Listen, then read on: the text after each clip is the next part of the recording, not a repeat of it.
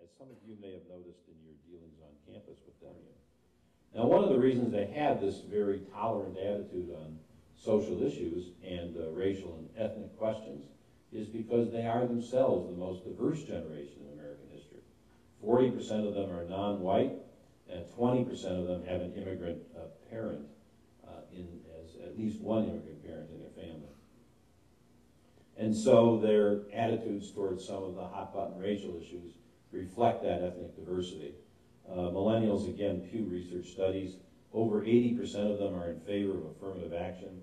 The middle bar that you see there is what older generations asked the same question that year now. Support for affirmative action at that point was up to over 2/3, which is a remarkably progressive consensus that's being built, because 20 years ago in 1987, without millennials at all in the picture, only slightly half of Americans thought affirmative action was a good idea.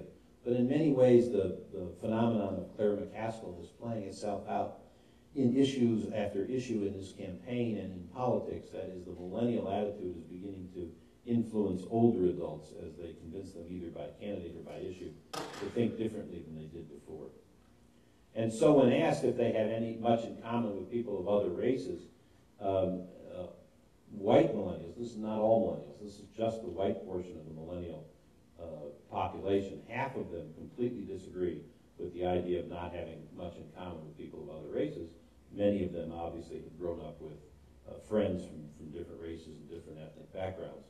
And the striking part about that, though, is the complete difference among white Gen Xers. When asked the same question 20 years ago, only 24% of them have the opinion that white millennials hold today. So there's one of the more dramatic differences in generational attitudes and beliefs and experiences, because a lot of this is experiential. So Mike has suggested in his tour through some of the realignment conversation that history has a lot to say about how politics will turn out this year, and also what kind of agenda will be of interest to the American voter. And we've witnessed the Democratic candidate sort of getting that idea. If you go back and listen to Senator Obama's acceptance speech at the convention, you will hear him tick through a series of economic issues, even before the severe economic situation the country now faces, a relatively straightforward and conversation about foreign policy, and then an attempt to withdraw the social issues from the field of political debate. So he, after going through those other two more predominant subject matters and the ones that millennials tend to care about, he says about, for instance, abortion. We may disagree on when life begins, but surely we can all agree that it would be better if we had fewer abortions in America. When he got to gay rights, he said, we have differences about whether gay marriage is something that's a good idea or not, but surely we can all agree that people should have equal civil rights that are not discriminated against based upon their sexual orientation. He went through 3 or 4 of them, basically trying to take that set of issues off the agenda of American politics, which is what happens in every civic era. Social issues recede to the background, economic and foreign policy questions become the focus of political debate. And so here's some of the impact of that. Mike referenced this earlier. In 1929, the richest Americans, the people who held only 1% of, were the 1% wealthiest Americans, held 50% of the nation's wealth. So if you went to the 1% richest folks in 1929, the Vanderbilts and Rockefellers of their day, you would have been able to add up half of the nation's wealth in their families' dynasties. I think we're on a campus of one of those 1%ers. After the stock market crash and the election of FDR and the institution of the New Deal, the institution of Social Security and other redistributionist and progressive tax policies, et cetera, all the things that are now being debated by Joe the plumber. I don't know if we really want to share the wealth. What's mine is mine, what's yours is yours, don't get in my way. Joe the plumber, as you may have heard afterwards in his interviews, anti-Social Security, thinks it's an intrusion of the government in his life. All those attitudes, very typical in an idealist era, very atypical in a civic era. And so by the time those policies work their way through the American society and economy, only 30% of the nation's wealth was held by the same 1% of richest Americans in 1949. And then, some years later, beginning in 1968, as Mike has explained, an idealist era came along and said, you know, we could use less regulation. We ought to deregulate things and let the entrepreneurial spirit blossom.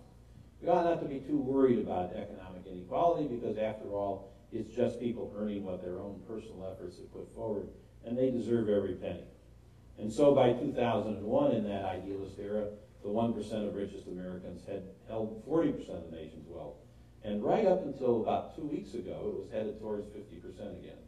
And now we're in the civic era downturn when folks who invested their life savings in Lehman Brothers are now in the bottom end of the economic spectrum as opposed to the top end.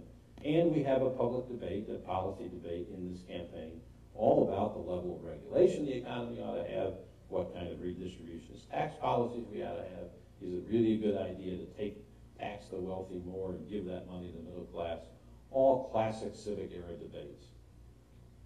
As far as millennials are concerned, which are at this stage voting 2-to-1 Democratic, as Mike said, they're overwhelmingly in favor of the expansion of the federal government in order to deal with issues like health care, education, and the economic inequality we just talked about. When asked, should government take care of people who can't take care of themselves? This is the classic Hubert Humphrey and before him liberal definition of what government needs to do beyond protecting the nation's safety. Should it take care of people who can't take care of themselves? Millennials, 3/4 of them say yes. Older generations, a little over 2/3. Back in 1994, at the height of the Gingrich Revolution and the idealist era of politics, barely half, a little over half of Americans would say that government should take care of people who can't take care of themselves. From those attitudes, you get welfare reform passed in 1996. Now you would have a difficult time passing welfare reform. Instead, you would have a desire to have government intervene and help folks who can't help themselves. And in fact, when asked a direct question on the big government, small government debate of the last decade, millennials, 70% of them say they would prefer a bigger government that provided more services, whereas less than half of older generations agree with that statement. And back in 1994, less than 1/3 of the American populace agreed with the notion of having a bigger government. And that's why when Bill Clinton got elected as a Democrat, he had asked Al Gore to help reinvent the government, to streamline it, to make it smaller. It's something I worked at for 4 years, and you know I did a really terrific job. But you can see it was politically popular in that era, and it would be very politically unpopular in this era.